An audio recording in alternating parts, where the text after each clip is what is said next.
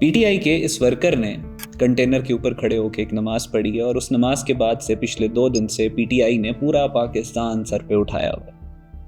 اس نماز کے بعد مجھے ایک واقعہ یاد آیا۔ انگریزوں کے دور میں بر صغیر میں ایک مسجد جہاں پہ مسلمان نماز میں الحمد شریف کے بعد دل میں آمین پڑھتے تھے، اس مسجد میں ایک شخص داخل ہوتا ہے اور وہ نماز میں الحمد شریف کے بعد اونچی آواز میں آمین پڑھتا ہے،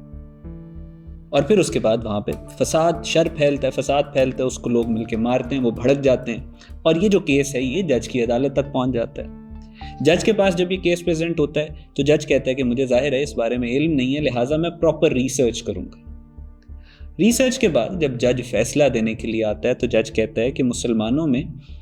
الحمد شریف یعنی نماز میں الحمد شریف کے بعد 2 طرح سے آمین بولی جاتی ہے، پڑھی جاتی ہے۔ ایک آمین بالجہر ہے، یعنی اونچی آواز میں آمین پڑھنا،